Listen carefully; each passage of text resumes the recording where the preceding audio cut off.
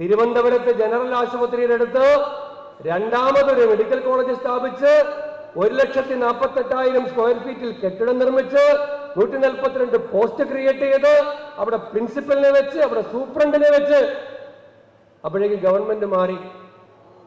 മുഖ്യമന്ത്രിയും അന്നത്തെ ആരോഗ്യമന്ത്രി കെ ശൈലജയും കൂടി കേന്ദ്ര ആരോഗ്യമന്ത്രിയെ കണ്ടിട്ട് പറഞ്ഞു, കേരളത്തിൽ ഓൾ ഇന്ത്യ മെഡിക്കൽ കൗൺസിൽ അനുവദിച്ച് 100 സീറ്റുമുള്ള രണ്ടാമത്തെ മെഡിക്കൽ കോളേജ് തിരുവനന്തപുരത്ത് ഞങ്ങൾക്ക് വേണ്ട, അതൊന്ന് റദ്ദാക്കണം. കേന്ദ്ര ആരോഗ്യമന്ത്രി എംപിമാരോട് കേരളത്തിലെ എംപിമാരെ കണ്ടപ്പോൾ പറഞ്ഞു, എല്ലാ മുഖ്യമന്ത്രിമാരും ആരോഗ്യമന്ത്രിമാരും വരുന്നത് മെഡിക്കൽ കൗൺസിലിന്റെ അംഗീകാരം വാങ്ങിയെടുക്കാൻ വലിയ പ്രയാസമാണ്. അതിനു വേണ്ടിയിട്ട് ചോദിച്ചു വരുന്ന ഇവിടെ അങ്ങോട്ട് പറയുകയാണ് അനുവദിച്ചത് വേണ്ട. നിങ്ങളൊന്ന് ആലോചിക്കും, ഈ 10 കൊല്ലം കൊണ്ട് ആ മെഡിക്കൽ കോളേജിൽ 1000 കുട്ടികൾ പഠിക്കില്ലായിരുന്നോ? സർക്കാർ ഫീസിൽ 100 സീറ്റ് വെച്ചിട്ടാണെങ്കിൽ ആ 1000 കുട്ടികളുടെ അവസരം നഷ്ടപ്പെടുത്തിയിട്ടില്ലേ? ഇപ്പോ ഷാഫി പറമ്പിൽ ഇവിടെയുണ്ട്, ശ്രീ അനിൽകുമാർ, അദ്ദേഹത്തിന്റെ നേതൃത്വത്തിലാണ് പാലക്കാട്ട് പട്ടികജാതി പട്ടികവർഗ മെഡിക്കൽ കോളേജ്. അതിനു മുമ്പുണ്ടായിരുന്ന 5 മെഡിക്കൽ കോളേജിൽ കൂടി ഒരു വർഷം കിട്ടുന്നത് പട്ടികജാതിക്കാർക്ക് 50 സീറ്റാ അല്ലേ? ഈ ഒറ്റ മെഡിക്കൽ കോളേജിൽ 75 സീറ്റ് കിട്ടും. 5 മെഡിക്കൽ കോളേജിൽ കൂടെ കിട്ടിക്കൊണ്ടിരുന്നത് 50 സീറ്റാണെങ്കിൽ ഒരു മെഡിക്കൽ കോളേജിൽ 75 സീറ്റ് പട്ടികജാതി പട്ടികവർഗ വിഭാഗം കിട്ടുന്ന സാമൂഹ്യ നീതി നടപ്പിലാക്കിയ മുഖ്യമന്ത്രിയുടെ പേരാണ് ഉമ്മൻചാണ്ടി. 57 മുതൽ 11 വരെ 5 മെഡിക്കൽ കോളേജ്, 11 മുതൽ 16 വരെ 8 മെഡിക്കൽ കോളേജ്. എന്നിട്ട് നിങ്ങൾക്ക് ഒരു മെഡിക്കൽ കോളേജ് തുടങ്ങാൻ പറ്റിയോ?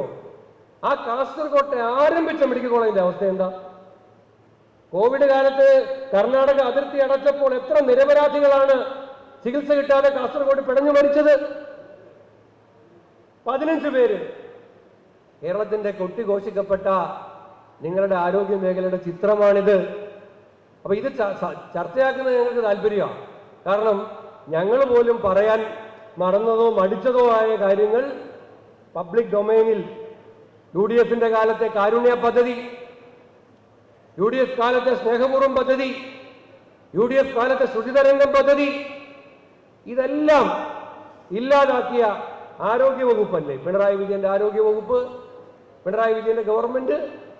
അതുകൊണ്ട് ഞാൻ എൻ്റെ പ്രസംഗം അവസാനിപ്പിക്കുന്നു. ആരോഗ്യ മേഖല ഇന്ന് വെന്റിലേറ്ററിലാണ്. മുഖ്യമന്ത്രി വിദേശത്ത് ചികിത്സയ്ക്ക് പോകുന്നതിനൊന്നും നമ്മളാരും എതിരല്ല. അദ്ദേഹം മാത്രമൊന്നുമല്ല കേരളത്തിൽ ആദ്യമായിട്ട് വിദേശത്ത് ചികിത്സയ്ക്ക് പോയ മുഖ്യമന്ത്രി. കേരളത്തിന്റെ മുഖ്യമന്ത്രിയുടെ ആരോഗ്യത്തിൽ അദ്ദേഹത്തിന്റെ മുഖ്യമന്ത്രി എന്ന നിലയിൽ അദ്ദേഹത്തെ അംഗീകരിക്കുന്നത് നമുക്കെല്ലാവർക്കും വലിയ താല്പര്യമുണ്ട്. പക്ഷേ മുഖ്യമന്ത്രിക്ക് അമേരിക്കയിൽ പോകാം, ഈ പാവപ്പെട്ട ജനങ്ങൾ എന്ത് ചെയ്യും? കോട്ടയം മെഡിക്കൽ കോളേജിലെ, കോഴിക്കോട് മെഡിക്കൽ കോളേജിലെ, തിരുവനന്തപുരം മെഡിക്കൽ കോളേജിലെ നരകയാതന അനുഭവിക്കുന്ന പാവങ്ങൾ എന്ത് ചെയ്യും? അതിനെന്തെങ്കിലും സംവിധാനമുണ്ടോ, സൗകര്യമുണ്ടോ?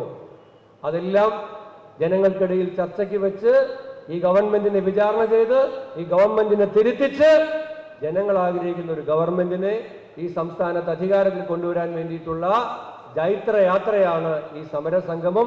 അതിന് മലപ്പുറം ജില്ലയിൽ പങ്കെടുക്കുകയും അഭിവാദ്യം ചെയ്യുകയും താല്പര്യത്തോടു കൂടി ഇതിൽ കടന്നു വരികയും ചെയ്ത നിങ്ങളെ കേരള പ്രദേശ് കോൺഗ്രസ് കമ്മിറ്റിക്ക് വേണ്ടി അഭിവാദ്യം ചെയ്തുകൊണ്ട് ഞാൻ എൻ്റെ വാക്കുകൾ അവസാനിപ്പിക്കുന്നു.